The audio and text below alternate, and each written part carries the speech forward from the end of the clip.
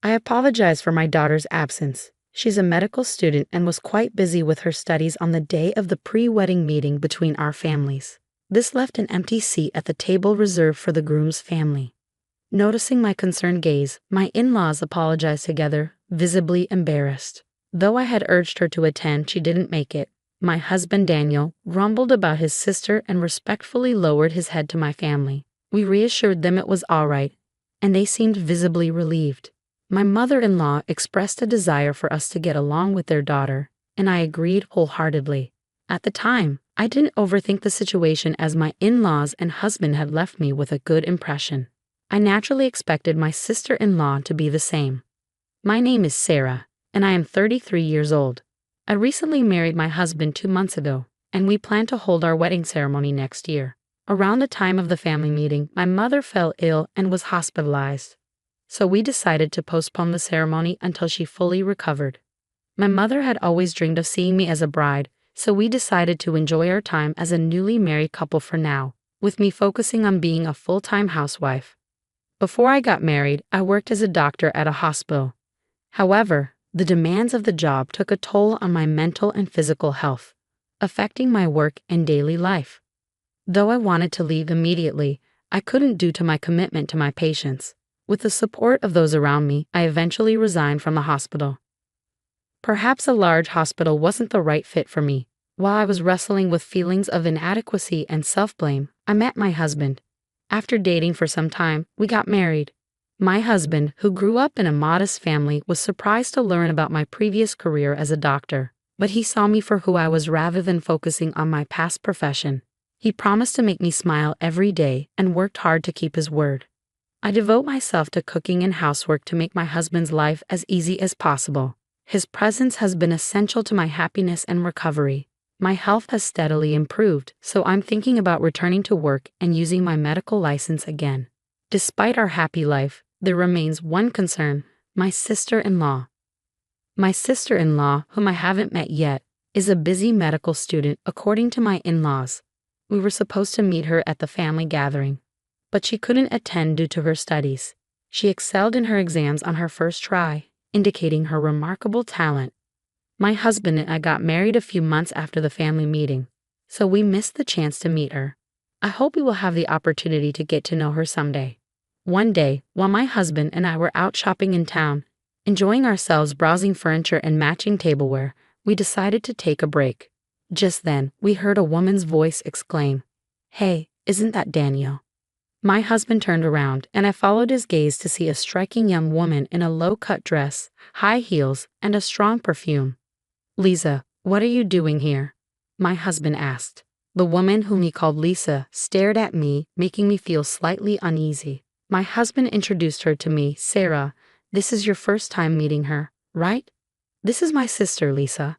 "Oh, so you're Lisa. Nice to meet you. I'm Sarah," I said, politely bowing my head. Though she wasn't what I had imagined, I tried not to judge her by her appearance. As I reflected on this, my sister-in-law laughed mockingly. "All right, you're already married. So this is my sister-in-law? My brother is handsome and has a great income, but he married such a plain older woman. It's a mystery," she said with blatant rudeness. Her remarks during our first meeting took me by surprise. It's true that my husband is 4 years younger than me, attractive, and earns a higher than average income working for a major pharmaceutical company. I can understand how someone who doesn't know us might think we're an odd match. But I was taken aback by her nerve in saying it directly to my face. As I realized my sister-in-law and I might not get along, my husband stepped forward to defend me and scolded her. "Hey, that's incredibly rude. You should greet her properly. You didn't even bother to show up for the family introduction because you put your own convenience first," she responded with a dismissive laugh. I had a group date that day. I was shocked by her explanation, thinking she was busy with school.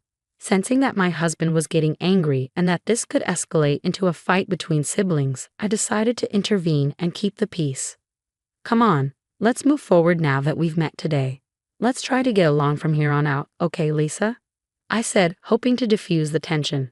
She shot me a sharp look. "By the way, what do you do for a living?" "I'm going to be a doctor in the future, so don't get too comfortable with me." I was taken aback by her superior attitude. Had I upset her in some way? Her arrogance was quite overt, and she seemed intent on belittling me. I tried to calm my husband, who was on the verge of raising his voice, and answer her calmly. I'm currently a full-time housewife. I used to be, but my sister-in-law cut me off.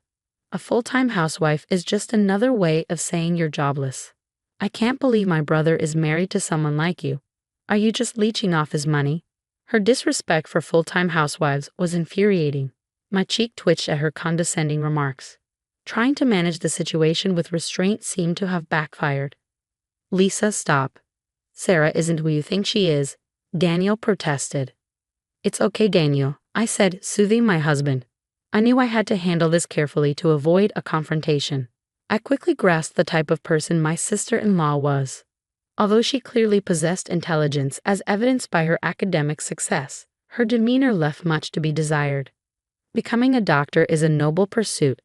It's a challenging path, so please keep working hard, I said with a warm smile. Excuse me, she retorted. A jobless person has nothing to teach me. Also, since I'm still a student, I'm not expected to give my brother a wedding gift. Throughout our conversation, her condescending attitude persisted, and it seemed my husband had grown weary of arguing. He waved her away dismissively. Just leave, he said, as though shooing her away. She protested. I tried to talk to you, and you're so ungrateful. Fine, whatever, I'm busy too. See you. After she left, my husband turned to me and apologized, bowing his head deeply. I'm so sorry about my sister. She was incredibly rude. She used to be more considerate, I swear. I reassured him, it's fine. My opinion of my sister-in-law had plummeted, but I knew avoiding conflict between siblings was better than creating a rift. We'll just keep our distance from now on. Thank you for standing up for me. Let's have some tea and change the mood, I suggested, eager to leave the unpleasant encounter behind. How about some delicious coffee? When I smiled, my husband nodded with relief. A few days later, I visited a nearby large hospital, carrying flowers and a change of clothes in a tote bag. I knocked gently on the door of a private room. Mom, it's Sarah. How are you feeling? I asked as I opened the door. My mother greeted me with a happy smile from her hospital bed. I made regular visits to see her, assisting with her daily care and helping her change clothes. Today, she appeared to be doing quite well. My brother, Kevin, had just taken off the stethoscope and spoke on behalf of our mother. He works as a doctor at the hospital and is keeping a close watch on our mother's condition. Seeing his familiar face, I naturally softened and smiled. Hey, Kevin, it's been a while, I said. Yeah, he replied with a smile as he continued to jot down our mother's progress. I set the tote bag down and took a seat in the round chair next to my mother's bed. Dad was here not too long ago, but he had to leave for a conference, Kevin mentioned. It's too bad we couldn't all catch up while he was here. My mother chuckled at the thought. By the way, this hospital is run by your father.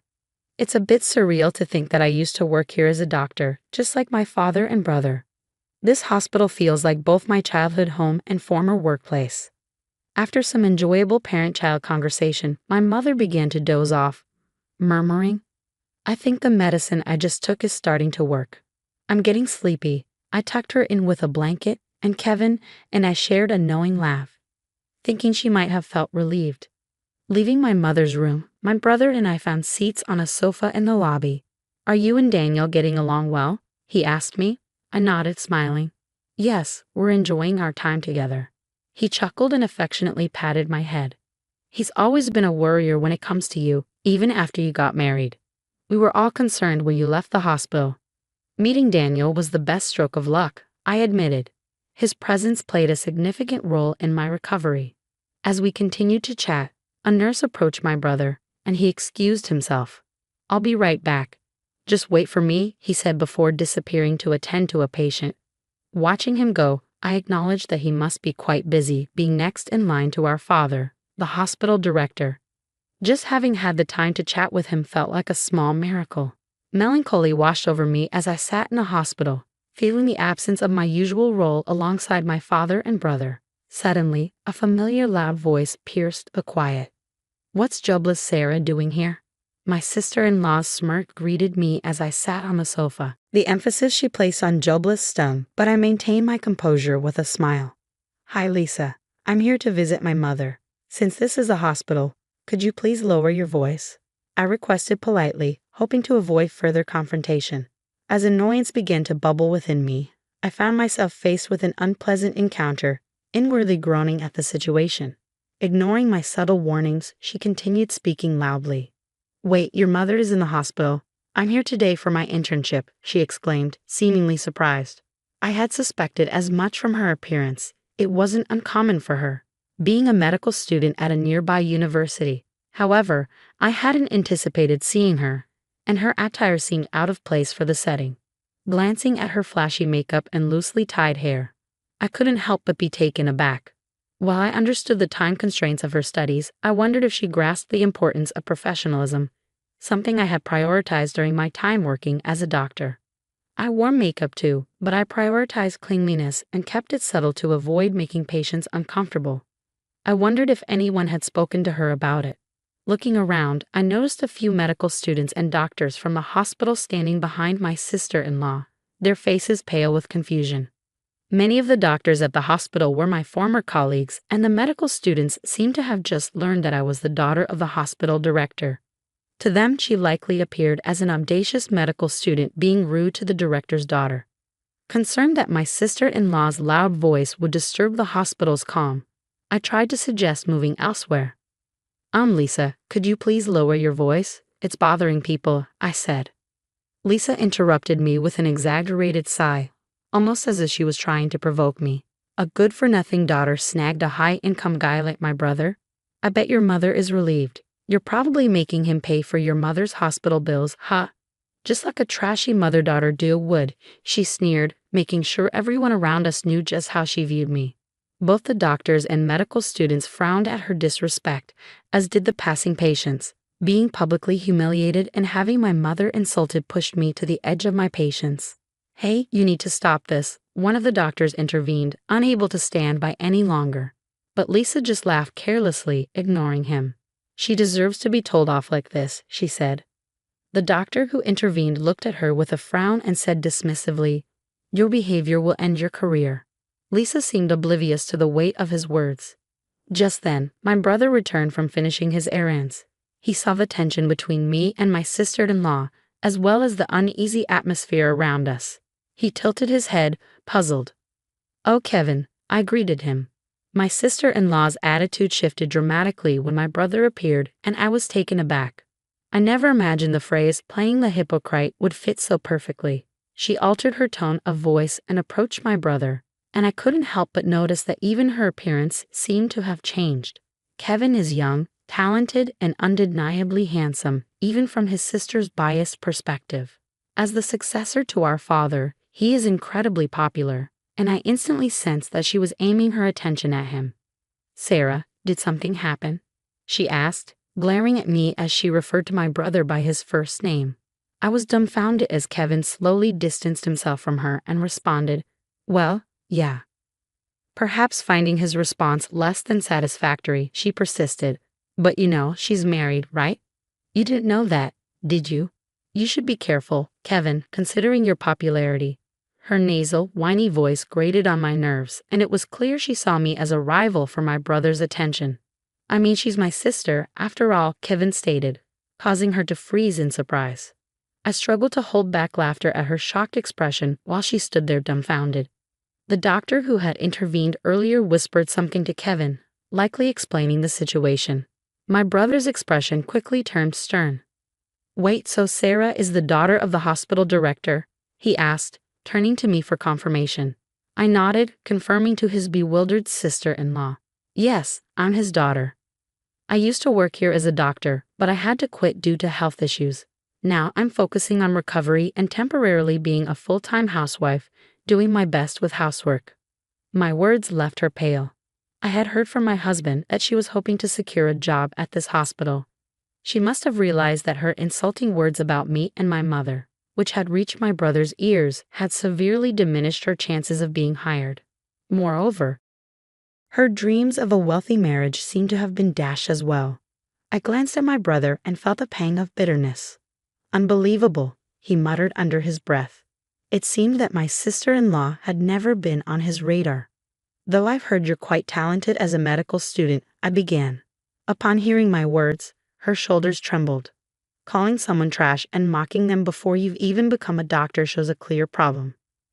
If you don't recognize what's wrong, you lack the qualifications to be a doctor. Reflect on your actions. The surrounding audience nodded in agreement. My sister-in-law, who once looked down on me, was being lectured, and even my respected brother seemed disappointed. It was a series of humiliations for her. But I didn't want her to continue down this path as a doctor. I believe that doctors have a responsibility not only to save lives but also to empathize with their patients.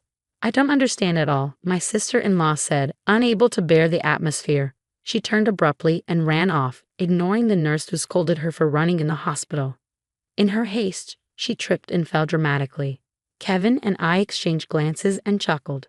6 months later, my sister-in-law, known for her bad attitude, found herself completely isolated after ridiculing me at the hospital. Her pride led her to drink heavily, resulting in a severe injury and subsequent hospitalization.